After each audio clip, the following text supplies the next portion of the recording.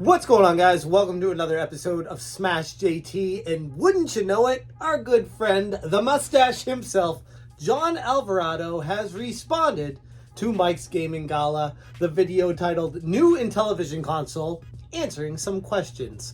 And in this follow-up video, which I talked about in my previous video, it was to clarify a few of the confusing things that were stated between Mike and the guy he was interviewing, and the stuff that was coming out about the new Intellivision 3 console and everything that this is going to bring to the end user. And oh, by the way, they're also potentially working on a Intellivision Mini with a HDMI out and all the bells and whistles on it. And this is a bombshell being dropped on the entire retro game community out of nowhere from a channel with, at the time, it was under 600 subscribers. Now he's at this moment, 606, and growing rapidly because this guy covered a topic that brought to light something that nobody knew about. BBG Entertainment was in cahoots with Intellivision Entertainment to bring more consoles to market before the Amico ever sees the light of day. And a lot of people are inferring that this is just another scam, another way to squeeze more money out of people, another just Tommy Tallarico pulling the puppet master strings behind the closed doors and whatever is happening. All this stuff is transpiring right now. And John Alvarado's like, whoa, let me clear some things up, because what just transpired in that conversation isn't exactly true. If you're new to the channel, hit that subscribe button, bell for notifications, and don't forget to check out smashjt.com, which will also have an accompanying article with all these details so that they are etched in internet history forever in case it gets deleted.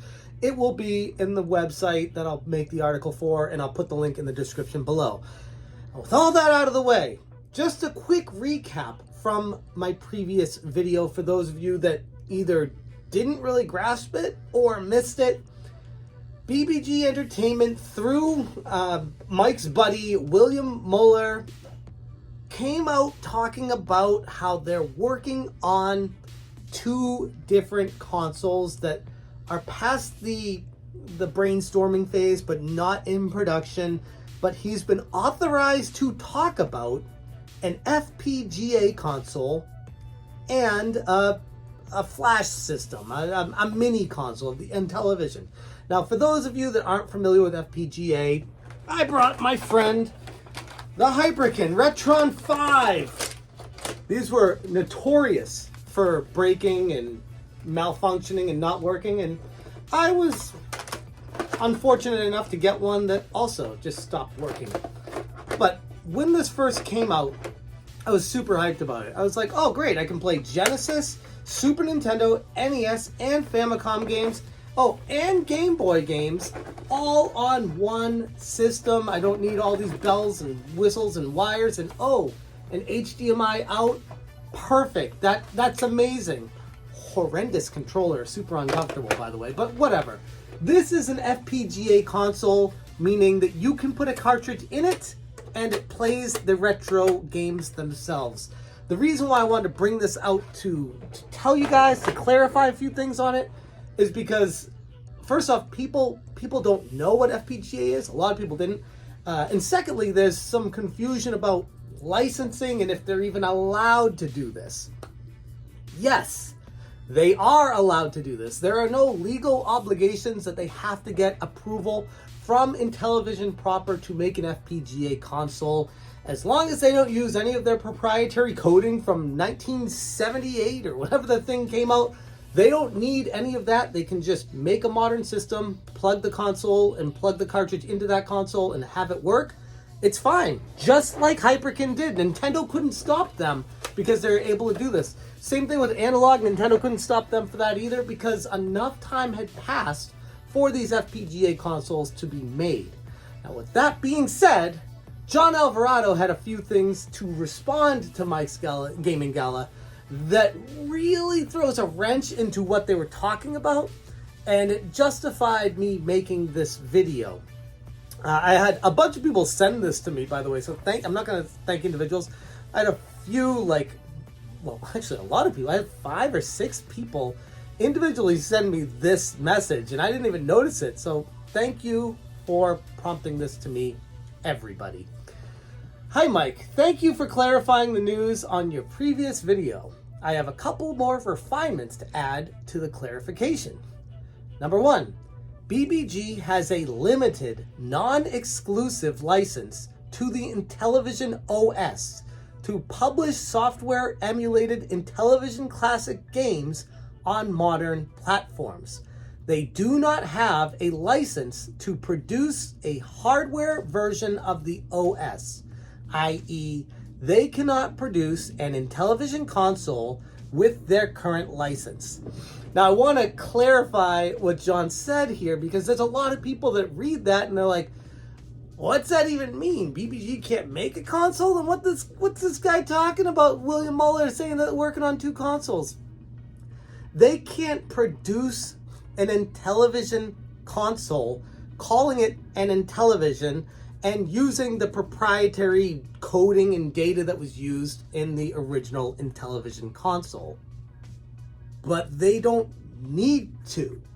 Like I said, with the Hyperkin, they could just make one, their own proprietary coding that works in conjunction, that the cartridge goes into, and it will function through their coding.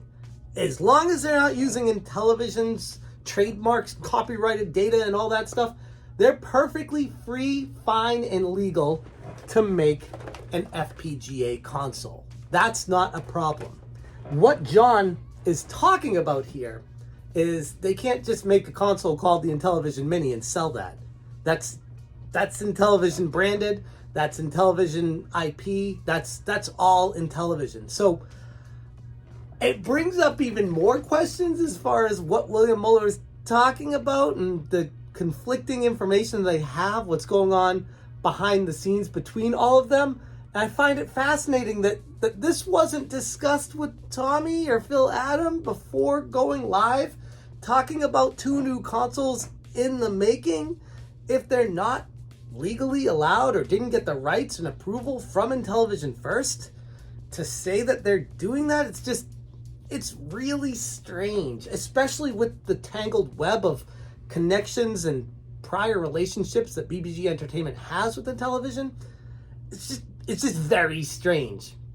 So reading that, it tells me that they can't make an Intellivision Mini. That's still proprietary to Intellivision Entertainment proper. Phil Adam heading that, and that would be something that if he was smart would have focused on doing after the Amico flop, just trying to make some money back and filter it back into the Amico situation. But maybe they were too far gone, didn't have any financial means to do more, starting over from scratch and all that stuff. I get it, but that is what I'm getting out of the BBG limited non-exclusive license. Number 2, BBG has a non-exclusive license for a subset of up to 60 games chosen from the Intellivision library of classic games, i.e., they did not license the entire library. The specific games are to be determined with Intellivision. Not the entire library. I mean, 60 games is a lot of games. What's the entire library, and were they all owned by Intellivision? That's impressive. So that being the case, it sounds to me, based off what John Alvarado said here, is they're licensed to do up to 60 games chosen by Intellivision, but BBG Entertainment and Intellivision have not figured out yet what those 60 games are. So once again, putting the cart before the horse here, talking about coming out with 2 consoles, and they don't even have the organized rights on what they were planning on doing anyways. Just very, very strange. But as far as the FPGA console, I don't believe, correct me if I'm wrong, but I don't believe Intellivision has any legal recourse to stop them from producing a cartridge-based system as long as it's not using any proprietary coding from Intellivision. What John is referring to here is strictly something that would just straight up play the games through the data that's saved, that you're selling the code on the console that gets shipped out to people. BBG doesn't have the rights to do that. That's how I'm understanding what John said here. He continues saying, I'm grateful for Stephen Bernstein, the founder and president of BBG. Stefan has been a consistent supporter of our work to publish Amico, which is true. They do have quite a long and storied history between the two of them. This license deal is but one example. BBG's classic Intellivision game packs will also appear on Amico. So John Alvarado hasn't let go of the dream. If anything, he's holding steady that this Amico is happening. Okay. Mikes Gaming Gala wrote back, I will pin this. Thank you. And John wrote, thanks. By the way, I agree with you that the FPGA system that William Muller described sounds pretty awesome. I hope William's vision can come to fruition. I think that would only be good for Intellivision as well. Okay, so right there, John is confirming that they can't stop the FPGA console, and they're not going to be making any money off of it if they do it like Hyperkin did. It's just they're doing it on their own as a way to gauge the market, maybe find out what the interest is, maybe create buzz for a future Intellivision product that these companies work in conjunction together with to make. But right now, yeah, John Alvarado is saying FPGA system should be fine. That's what I was saying as well. Mike wrote back, it's what I and many others have wanted for years. I would argue the many others, especially based off my comments in previous video, there were a few people that say, oh, I totally want an FPGA. But the vast majority of people, they want the convenience of just having them plug and play. Most people don't have old school Intellivision games, and if they do, they're already hooked up to their TV and they're fine with it. So I would argue, I don't know how much of a demand there'd be, but of course, there's some people that want that. Mike continues, yes, Intellivision is a smaller community, but if an FPGA's appeal could be broadened with other pre-NES consoles included, it would be a dream come true. And there Mike's referencing how if this is an FPGA console, it wouldn't just have Intellivision, it would have an Intellivision slot, an Atari slot, and a ColecoVision slot. So it would be able to play multiple cartridges from multiple game consoles. And I do see a value in that, heavily dependent on the price point of it. But sure, if the Hyperkin was any indication and the Analog was any indication, there is a market for these. Again, it's just how much of a market remains to be seen. Now, this is where the thread gets interesting. Some Orange Cat wrote, John, how come you're not honoring the refund requests your mouthy former CEO stated were 100% guaranteed? Referencing Tommy Tallarico promising everyone that their refunds would be honored no matter what. Guaranteed. A Tommy promise, and we all know what that is worth. John wrote back, hi, Some Orange Cat. With respect for the disappointment and frustration expressed in your question, all I can say is that I'm doing all that I personally can, along with a core group. I don't know what group infers. Phil Adam and John Alvarado, that's two people. I don't know if you can call two people a group of dedicated people. I guess you can call two people at Intellivision to move Intellivision to a place where it can fulfill its obligations and fulfill Tommy Tallarico's original vision of Amico. That vision inspired me to join Intellivision, and now my vision as well, to bring families together through video games. With respect, I won't be commenting further about Intellivision's business outside the current subject raised in Mike's video.